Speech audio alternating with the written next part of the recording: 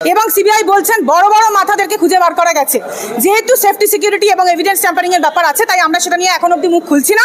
সেটা খুব তাড়াতাড়ি সত্যি সবার সামনে আসবে এবং আসল অপরাধীরা ধরা পড়ার একটা জায়গা এসেছে এবং তারা অবশ্যই ধরা পড়বে। এবং সন্দীপ ঘোষ শুধু এই ক্ষেত্রে নয়, এই ক্ষেত্রের পাশাপাশিও উনি অনেক দুর্নীতির সঙ্গে যুক্ত। তার ভেতরের যেটা খবর অনুযায়ী দোষীরা অবশ্যই ধরা পড়বে এবং সন্দীপ ঘোষকেও রেগুলার তদন্ত করা হচ্ছে। যদি কংক্রিট সেই জায়গা আসে, সিবিআই তার কাজ করছে, সিবিআই নিশ্চয়ই অ্যারেস্ট করবে। ইনভেস্টিগেটিং অফিসার তার পার্ট সেটা, সেই পার্টে আমরা ঢুকছি না, সেই পার্টটা সিবিআই অবশ্যই দেখবে। প্রচুর করছি, আমি আপনাকে বলছি, আমি নাম না করে বলছি, এখানে একজন যে তৃণমূলের এমপি আছেন, উনি কিছুদিন আগে বলেন যে ওনার ছেলেও এই কোর্টের উকিল আর কি। উনি বলেন আমার দুটি মেয়ে আছে। তা আমার একটি কেসের ক্ষেত্রে যেখানে মানে আমাকে আর কি বলতে পারেন রাস্তাঘাটে কিছু গালাগালি খিস্তি করা হয়েছিল, সেই নিয়ে একটা কেস হয়েছিল হাইকোর্টে। তখন উনিই ছিলেন জুনিয়র স্ট্যান্ডিং কাউন্সিল ইয়ের বিহাফে, মানে রাজ্যের বিহাফে, ঠিক আছে। তো তখন উনি কিন্তু কোনো রকম সহযোগিতা, আমার পার্সোনাল এক্সপিরিয়েন্স থেকে আমি আপনাকে নাম না করেই বলছি, এবং উনি আমাকে ভয় দেখানোর জন্য ঘরের মধ্যে নোটিশ পাঠিয়েছেন ওনার পুলিশ দিয়ে রাত্রি 10টার সময়।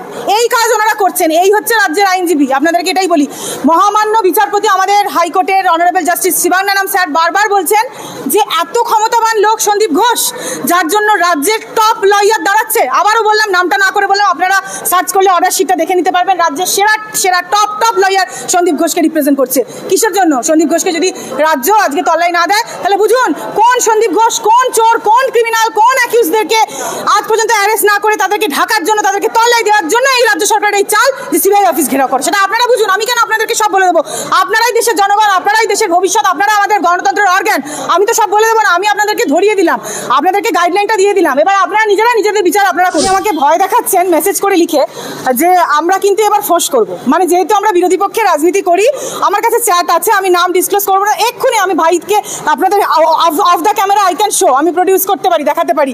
উনি আমাকে লিখছেন যে এবার কিন্তু আমরা ফোর্স করবো, দিদি তো বলেই দিয়েছেন। তো এটাই বলবো যে এইভাবে লোকের মুখ টিপে টিপে মিথ্যা কেস দিয়ে দিয়ে এটা কি রাজ্য ভাই? মানে আমাদের যে রাজ্য, তোমরাও ব্যালট বক্সে ভোট দিচ্ছ, আমিও ব্যালট বক্সে ভোট দিচ্ছি। রাজ্যটা আমাদের সবার, দেশটা আমাদের সবার। আমরা কে কি রাজনীতি করিটা নিরপেক্ষভাবে রেখে, মুখ্যমন্ত্রী আমাদের সবার মুখ্যমন্ত্রী। মুখ্যমন্ত্রী শুধু আমার মুখ্যমন্ত্রীও, যে ছেলেটা যে দল ধর্ম নির্বিশেষে হোক তার মুখ্যমন্ত্রী। তিনি আমাদের এইটা, উনি আমাদের গার্জেনের কাজ করছেন, তিনি তো আমাদের অভিভাবক। আমরা অভিভাবকের উপর রাগ করি, আমরা অভিভাবকের উপর দুটো কথা বলি, কিন্তু এক্ষেত্রে তো দেখছি অভিভাবকের উপর দুটো কথা কি কিছুই বলতে পারবো না আমাদের। ইনি কি আমাদের অভিভাবক নাকি শাশুড়ি? যদি এইরকম ভাবে ফোর্স করতে বলেন, তাহলে সাধারণ মানুষের তো আজকে আমরা দেখতেই পাচ্ছি এত লোকের মাথা ফেটে যাচ্ছে, এত লোক নিখোঁজ হয়ে যাচ্ছে, সেগুলোর রিপোর্টও হচ্ছে না।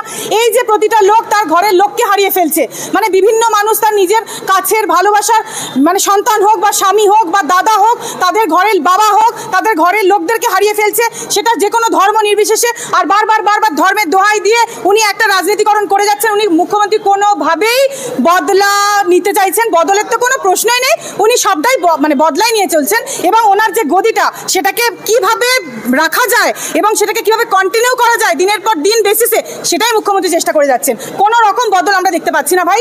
শুধু বদলা হচ্ছে, শুধু লোক মার খাচ্ছে, শুধু লোক মারা যাচ্ছে, শুধু লোক মরে যাচ্ছে। এটাই এই যে অস্থিরতাগুলো, যেটা ওনার একটা শক্ত হাতে সবার প্রতি ভালোবাসা দেখিয়ে করা উচিত ছিল। দেখুন, ভালোবাসায় যেটা হয় সেটা ধমকি চমকি দিয়ে, ভয় দেখিয়ে, তোমার অধিকার কেড়ে নিয়ে, তোমার জমি কেড়ে নেবো, তোমার কিছু শ্রেণীর লোককে আমি পুলিশের পকেটটা ভরিয়ে দেবো বলে পুলিশ আর্মিটা আমি একদম নিয়ে নেবো, সে ব্যতীত আমি আজকে এটাই বলতে চাই, মুখ্যমন্ত্রী রাজ্যে দাঁড়িয়ে আজকে চোর ছাড়া কোনো ভদ্রলোকের, কোনো শিক্ষিত লোকের উন্নতি হয়েছে কি ভাই? আপনারা দেখুন, ভাবুন সেটা কোথায় উন্নতি? যে ছেলেটা শিক্ষা আছে যার পেটে, যে ছেলেটার মধ্যে ট্যালেন্ট আছে, যে ছেলেটার মধ্যে মেধা আছে, সে কিন্তু আজকে করে খেতে পাচ্ছে না, তার ঘর আজকে ভিক্ষা করছে। কিন্তু পয়সা কে হচ্ছে? সেই চোর, সেই শ্রেণীগুলো যারা চুরি করছে, যারা চুরি করে টাকাগুলো আত্মসাৎ করছে, যারা ঘুষের টাকায় বড় লোক হচ্ছে, শুধুমাত্র সেই শ্রেণীর লোকেরাই বড় লোক হচ্ছে। তো সেই ক্ষেত্রে কোনোভাবেই এখানে আমরা মুখ্যমন্ত্রীর ভূমিকা দেখতে পাচ্ছি না। আজ পর্যন্ত দোষীরা তো ধরা পড়লোই না। আর উনি যে বারবার সিবিআইকে বলছেন যে তদন্তভার দেওয়া হয়েছে, তা সেই সময় যে এভিডেন্সগুলো ট্যাম্পার করা হলো, এই যে হাজার হাজার লোক ওই সেমিনার রুমে ঢুকলো এভিডেন্সটাকে ডেস্ট্রয় ট্যাম্পার করার জন্য, কোথায় তখন মুখ্যমন্ত্রীর পুলিশ কি করছিল? সেই এভিডেন্স ট্যাম্পারগুলো তো মুখ্যমন্ত্রীর পুলিশই করলো। মুখ্যমন্ত্রী তো নিজেও একজন পুলিশ মন্ত্রী। আমরা একজন নারী হিসেবে, এ দেশের নারী হিসেবে আমরা কি আশা করতে পারি একজন মাননীয় মুখ্যমন্ত্রীর কাছ থেকে? যে অবশ্যই যাতে করে আমার মানে সেফটি সিকিউরিটি বজায় থাকে, মুখ্যমন্ত্রী যাতে সেই জায়গাটা, আমাদের নারীদের সুরক্ষাটা দেখতে পারেন। এটা কি শুধু ধর্ষণ? এটা তো একটা planned murder. This is a planned murder. Sandip Ghosh দোষী হলে সিবিআই ধরছে না কেন বলছেন অভিষেক বন্দ্যোপাধ্যায়? সন্দীপ ঘোষ দোষী বলেই এখনো পর্যন্ত আমরা যেটা বুঝছি, প্রতিদিনই ওনাকে তদন্তে রাখা হচ্ছে এবং সিবিআই বলছেন বড় বড় মাথাদেরকে মাথাদেরকে খুঁজে বার করা গেছে। যেহেতু সেফটি সিকিউরিটি এবং এভিডেন্স ট্যাম্পারিং এর ব্যাপার আছে, তাই আমরা সেটা নিয়ে এখন অব্দি মুখ খুলছি না। সেটা খুব তাড়াতাড়ি সত্যি সবার সামনে আসবে এবং আসল অপরাধীরা ধরা পড়ার একটা জায়গা এসেছে এবং তারা অবশ্যই ধরা পড়বে। এবং সন্দীপ ঘোষ শুধু এই ক্ষেত্রে নয়, এই ক্ষেত্রের পাশাপাশিও উনি অনেক দুর্নীতির সঙ্গে যুক্ত। তার জন্য ইডি থেকে শুরু করে সবাই ওনার পেছনে মানে পড়ে রয়েছেন। সঠিক তথ্যটা বার করার জন্য উনি ঢাকার চেষ্টা করে যাচ্ছেন। ওনার যা টেস্ট এবং মানে আইন মোতাবেক, সেটা আমি পুরোটা কমেন্ট এখানেই করবো না, আপনারা সবাই জানেন, খবর দেখছেন। তো ভুলভাল মানে কিছু নিউজ আমি সেরকমভাবে on the basis of news media আমি সেটা বলবো না। তবে হ্যাঁ, ভেতরের যেটা খবর অনুযায়ী দোষীরা অবশ্যই ধরা পড়বে এবং সন্দীপ ঘোষকেও রেগুলার তদন্ত করা হচ্ছে। যদি কংক্রিট সেই জায়গা আসে, সিবিআই তার কাজ করছে, সিবিআই নিশ্চয়ই অ্যারেস্ট করবে। ইনভেস্টিগেটিং অফিসার তার পার্ট সেটা, সেই পার্টে আমরা ঢুকছি না, সেই পার্টটা সিবিআই অবশ্যই দেখবে।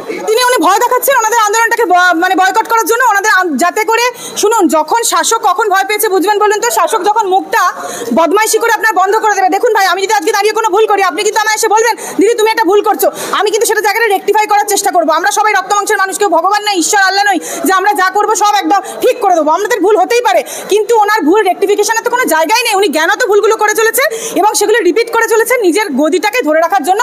কারণ উনি মনে করছেন রাজ্য দেশ এগুলো ওনার রাজত্ব। উনি মনে করছেন না এটা আমাদের যে জনগণের ডেমোক্রেসিটা, যে আমাদের পাবলিকের, আমাদের যে রাজ্য, আমাদের যে এখানে শ্বাস নেওয়ার, আমাদের যে এখানে দাঁড়িয়ে মানে কাজ করার, আমাদের প্রফেশনটাকে হোল্ড করে নিয়ে যাওয়ার, আমাদের বাবা মায়েদেরকে খাওয়ানোর জন্য আমাদের রোজগার করার, এই যেটুকু আপনারা আমরা সাধারণ মানুষ আমরা যেটা চেষ্টা করে যাচ্ছি, উনি মনে করছেন না সাধারণ মানুষের সেই অধিকার নেই। ওনারই অধিকার সাধারণ মানুষ কীভাবে চলছে। আর একজন ডাক্তার, তাকে যদি বলছেন যে এফআইআর দেবো, এফআইআর দিলে তোমাদের সরকারি জায়গায় তোমরা আর ফার্দার কন্টিনিউ করতে পারবে না, কাজ করতে পারবে না। ভেরি গুড, ডাক্তার উকিল তো কি হয়েছে? আমাকে যদি কেউ মনে করেন রাখবেন, আমাকে যদি আপনারা 10টা এফআইআরও দেন, ধরুন এই আমি এত কথা বলছি বলে, আমি প্রতিবাদ করছি বলে, কি হবে? আমি একটা উকিল ডাক্তারের কোনোদিনও ভাতের অভাব হয়? তাদের কি সরকার লাগে? সরকারের একজন উকিল ডাক্তারকে লাগে।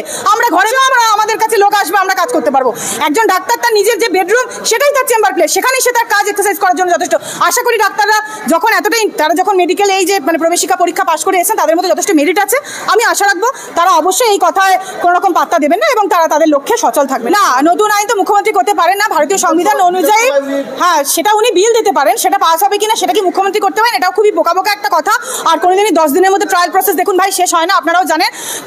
উনি যেটা বদমাইশি কি হচ্ছে, প্রথমে এভিডেন্সগুলো ট্যাম্পার করে দিচ্ছে। কামদুনি কেস বলুন বা আপনি আনিস খান কেস বলুন, সব কেসে হচ্ছে কি প্রথমে এভিডেন্সগুলোকে ট্যাম্পার করে দিচ্ছে। ব্যাস, এভিডেন্স ট্যাম্পার করে দিল মানে ওর তো বুকে বল চলে এলো, ব্যাস এভিডেন্স তো ট্যাম্পার হয়ে গেছে। এবার আমি সিবিআই ঘাড়ে দিয়ে দেবো বা অন্য কোনো এজেন্সির ঘাড়ে দিয়ে দেবো যে দেখো সিবিআই কাজ করতে পারলো না। কিন্তু আগে প্রিমা ফ্যাসি কার আইনটার রক্ষা, প্রিমা ফ্যাসি রাজ্যের হাতে, রাজ্য পুলিশের হাতে। যে এইখানে দাঁড়িয়ে ধরুন একটা কিছু হলো, দেন প্রথমে পুলিশ আসবে স্পটে, সে রাজ্য পুলিশ। তারা যদি সমস্ত কিছু অপরাধী যদি তাদের ঘনিষ্ঠ হয়, ঢাকার জন্য তিনি যখন সব কিছু আগে প্রথমে মুছে দেবেন, তাহলে আপনি কি করে বিচার পাবেন? আর কখনোই এরকম কোনো আইন হয় না যার জন্য যেটাতে মানে মুখ্যমন্ত্রী নিজে কোনো আইন বানিয়ে নিতে পারেন। উনি রেফার করতে পারেন, আর তাছাড়া উনি কি রেফার করবেন? যেটা করার তো অলরেডি ন্যায় সংহিতাতে আমাদের বলাই আছে। সেই অনুযায়ী উনি যদি ফলো করতেন তাহলে ওনারা আজকে এই কথাগুলো বলতে হতো না, আর দিনে জাস্টিস পেয়েই যেত মেয়েটি। অন্তত এভিডেন্সগুলো ট্যাম্পার হতো না, আমরা আইন বিচারের প্রক্রিয়ার মাধ্যমে আমরা এগিয়ে যেতে পারতাম। আর কি করতেই পারেন, ওইটাই হলো। রাজ্য সরকারের বার কাউন্সিল বলে কিছু নয়, এটা আলটিমেটলি তৃণমূল সরকারেরই চাল এবং তারা এটাই দেখা চাইছেন আমরা প্রচুর লড়ছি, আমরা প্রচুর করছি। আমি আপনাকে বলছি, আমি নাম না করে বলছি, এখানে একজন যে তৃণমূলের এমপি আছেন,